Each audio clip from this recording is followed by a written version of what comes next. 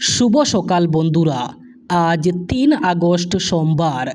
আজকের সকালের বরাক তথা সমগ্র আসামের গুরুত্বপূর্ণ খবরগুলি হলো, রাজ্যে অরুণোদয় প্রকল্পের টাকা পাওয়া থেকে বাদ পড়েছেন হাজার হাজার মহিলারা।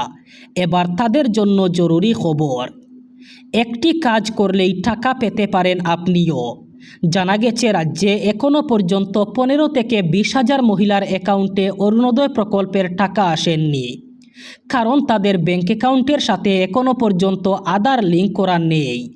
তারা যদি ব্যাঙ্ক অ্যাকাউন্টের সাথে শীঘ্রই আধার কার্ড লিঙ্ক করেন, তাহলে চলতি মাস অর্থাৎ আগস্ট মাসের মধ্যেই তাদের অ্যাকাউন্টে টাকা এসে যাবে। যাদের ব্যাঙ্ক অ্যাকাউন্টে আধার কার্ড লিঙ্ক করা নেই এমন সংখ্যা রাজ্যে প্রায় ২০ হাজারেরও বেশি। তাই ওইসব মহিলার অ্যাকাউন্টে অরুণোদয় প্রকল্পের টাকা আসেনি। রাজ্যে শুরু হয়েছে জনগণনার প্রক্রিয়া, তবে আপনি ঘরে বসেই স্বগণনা অথবা সেলফ এনুমারেশন করতে পারবেন। এর জন্য নিজের মোবাইল ফোনে অফিসিয়াল পোর্টাল অথবা self-enumeration.census.gov.in যেতে হবে। সেখানে মোবাইল নাম্বার ব্যবহার করে ওটিপির মাধ্যমে লগ ইন করতে হবে। সেই সাথে রাজ্য, জেলা এবং স্থানীয় এলাকার বিবরণ নির্বাচন করতে হবে।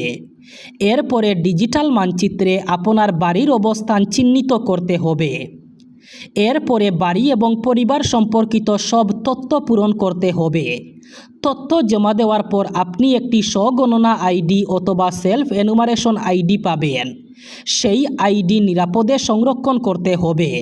এরপরে গণনাকারীরা যখন আপনার বাড়িতে আসবেন তখন তাকে স্বগণনা অথবা সেলফ এনুমারেশন আইডি প্রদান করতে হবে।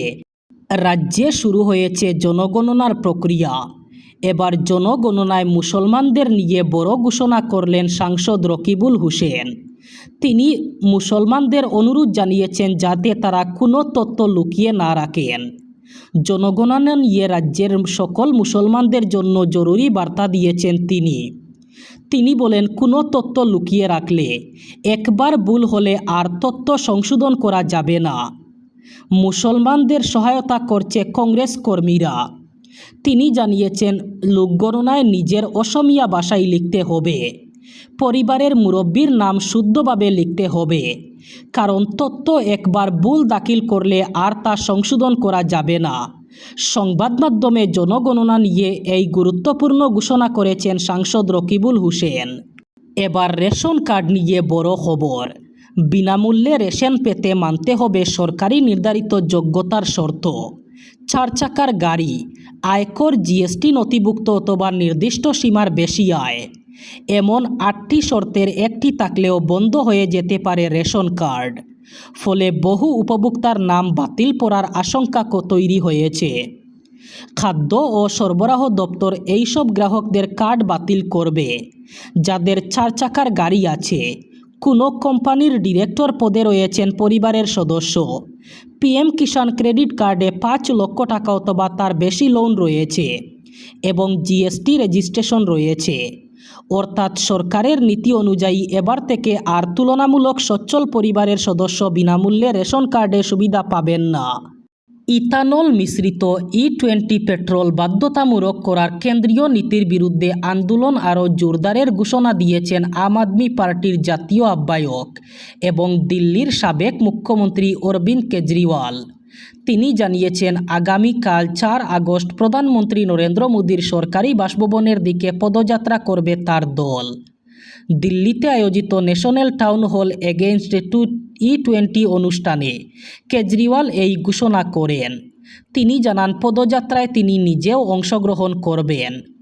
কেজরিওয়াল দাবি করেন, E20 পেট্রোল বাধ্যতামূলক করার ফলে বহু গাড়ির ইঞ্জিন ক্ষতিগ্রস্ত হচ্ছে, জ্বালানির মাইলেজ কমছে এবং সাধারণ মানুষের ব্যয় বেড়ে যাচ্ছে।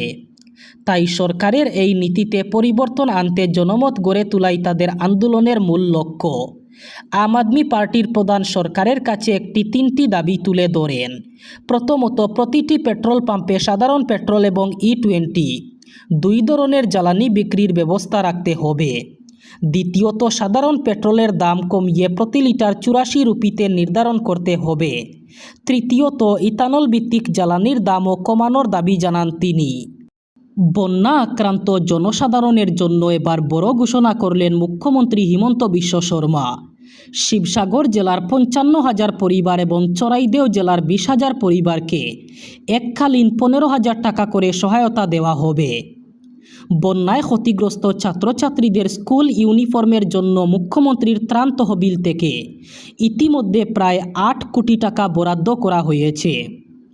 শিবসাগর ও চরাইদেও জেলার যেসব গৃহস্থালী গ্রাহক মাসে 300 ইউনিট অথবা তার কম বিদ্যুৎ ব্যবহার করেন এবং জীবনধারা প্রকল্পের আওতাভুক্ত গ্রাহকরা তাদের বিদ্যুৎ বিল দিতে হবে না।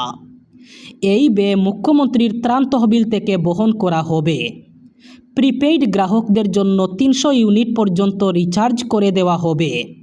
তবে 300 ইউনিটের বেশি বিদ্যুৎ ব্যবহারকারীদের স্বাভাবিক নিয়মে বিল পরিশোধ করতে হবে। তিনি জানান, এককালীন 15,000 টাকার সহায়তা 5 আগস্টের মধ্যেই বিতরণ করা হবে। যারা এখনও বাড়িতে ফিরতে পারেননি তাদের 10 আগস্টের মধ্যে অতিরিক্ত 10,000 টাকা দেওয়া হবে। আগামী 7 আগস্ট থেকে ক্ষয়ক্ষতির পরিমাণ সমীক্ষা করা হবে। মুখ্যমন্ত্রী বলেন, আগামী 10 আগস্টের মধ্যে ধাপে ধাপে বিদ্যালয় খুলে দেওয়ার চেষ্টা করা হবে। প্রতিটি বিদ্যালয়ের জন্য 2,10,000 টাকা করে বরাদ্দ করা হবে। একইভাবে 10 আগস্টের আগেই প্রতিটি নামঘরের জন্য 1.5 লক্ষ টাকা এবং অঙ্গনওয়াড়ি কেন্দ্রগুলির মেরামতের জন্য 2 থেকে 2.5 লক্ষ টাকা পর্যন্ত সহায়তা প্রদান করা হবে। এবার ধেমাজি জেলায় নতুন করে বন্যা পরিস্থিতির সৃষ্টি হয়েছে।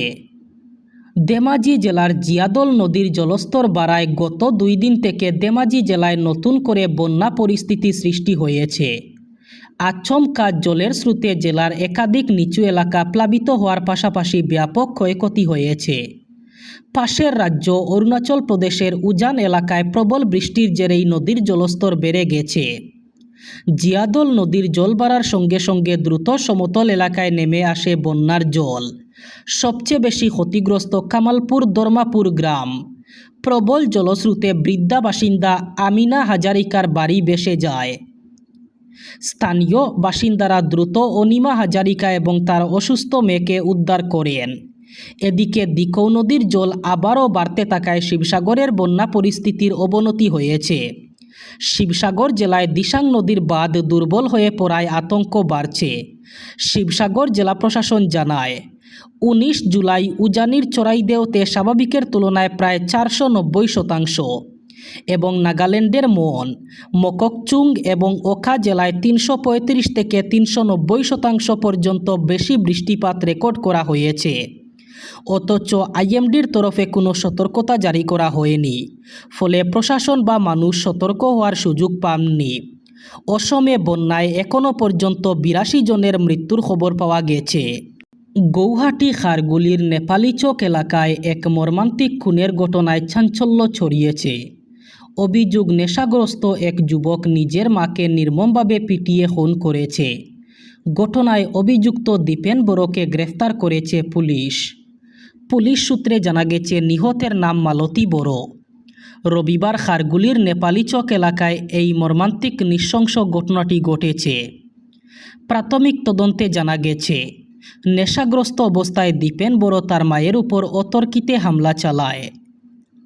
গুরুতর জখম অবস্থায় মালতী বড়কে উদ্ধার করে হাসপাতালে নিয়ে যাওয়া হলে চিকিৎসকরা তাকে মৃত ঘোষণা করেন।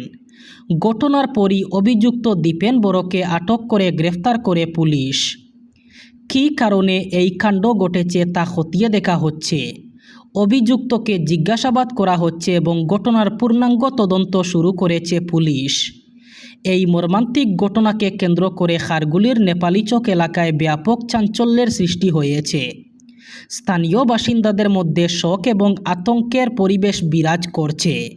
এবার বরাক উপত্যকার 3 জেলার আজকের আবহাওয়ার খবর। আজ 3 আগস্ট সোমবার বরাক উপত্যকার 3 জেলায় হালকা বৃষ্টির সম্ভাবনা। আজ শিলচর কাছাড়ে সর্বোচ্চ তাপমাত্রা থাকবে 32 ডিগ্রি সেলসিয়াস এবং সর্বনিম্ন তাপমাত্রা থাকবে 27 ডিগ্রি সেলসিয়াস। শ্রীভূমি করিমগঞ্জে আজ সর্বোচ্চ তাপমাত্রা থাকবে 32 ডিগ্রি সেলসিয়াস এবং সর্বনিম্ন তাপমাত্রা থাকবে 27 ডিগ্রি সেলসিয়াস।